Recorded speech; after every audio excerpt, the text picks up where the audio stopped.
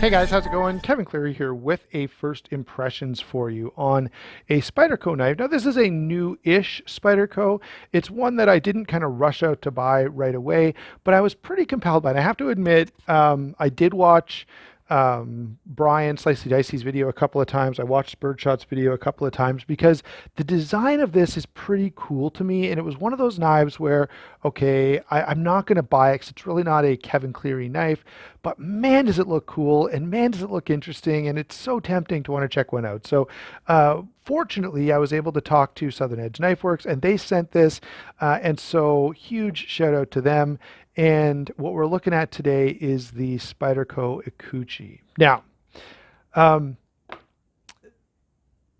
this is such an interesting knife to me. One, it's kind of a cool design. I really like, I'm kind of a sucker for knives where the blade totally disappears into the handle like that. And the design, although smaller than I like, is just, to me, really, really compelling. Um, and so I'm kind of glad that Spyderco made this. I'm glad, so Paul Alexander is the designer. He's a mechanical engineer. It says PhD and mechanical engineer. So whether he's got a PhD in mechanical engineering or some other discipline is, I'm not too certain about that. But the design is pretty different and cool, and so I was really curious to check this out. And so thankfully Southern Edge Knife Works allowed me to do that. Look in the description box down below for a link to their website. Go over there and check them out. Use my discount code SHARPSTUFF for 15% off, and that helps everybody. Okay, so let's quickly get into a little description here.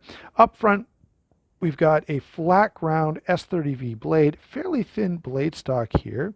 All right, upswept sort of Persian style trailing point blade with that really, really cool Taichung Spyderco finish, which I really find attractive. Interesting inclusion of the spider hole. And I've got to say, I kind of like the detail where when it shuts, you've got this little line that shows up. For shipping, it'd be tempting to put a zip tie through here and then close it off.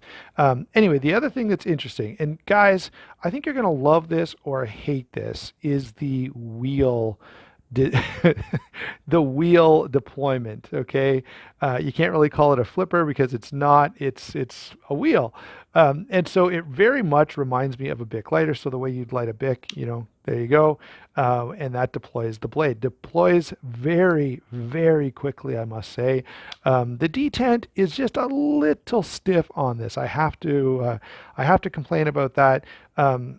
If I try to use my index finger to deploy this every once in a while, I can do it, but every once in a while it actually slips off and it's fairly aggressive jimping, so it's not comfortable when your finger slips off.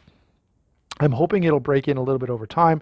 The other complaint I have right off the bat is the compression lock. You barely have any access to it. And I get why they had to do that, because they don't want the blade coming up here and being able to touch your fingers.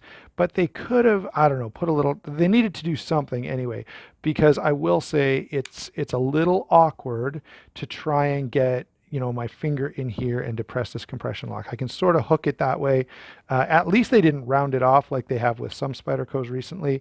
But yeah, it's a little bit, it takes some concentration for me to get my hands on that compression lock bar. Moving down, I'm getting used to it. I'm getting better at it all the time. But we've got stainless steel liners, no real internal milling, standoff construction. We've got a little steel insert here running across to accommodate the screws for the clip. All right. Overall, really, really cool little design. I've made this complaint before, but laminated carbon fiber is not my thing. It's not like I don't see it and immediately go, "Oh, this knife is a piece of junk, throw it away."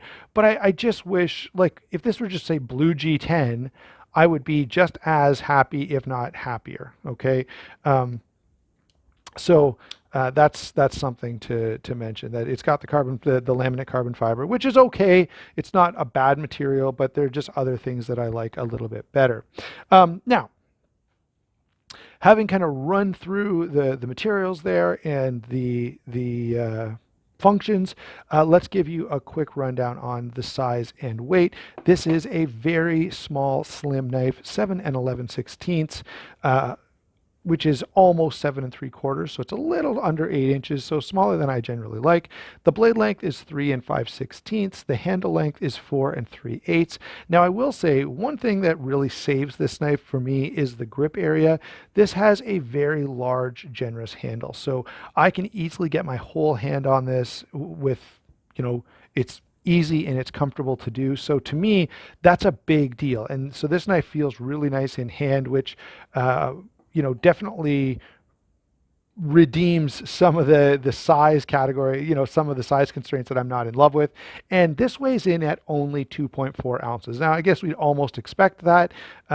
Considering the size of this knife, you wouldn't expect it to be super heavy. And it's not. Now, having kind of worked through all of that stuff, what do I think of this knife?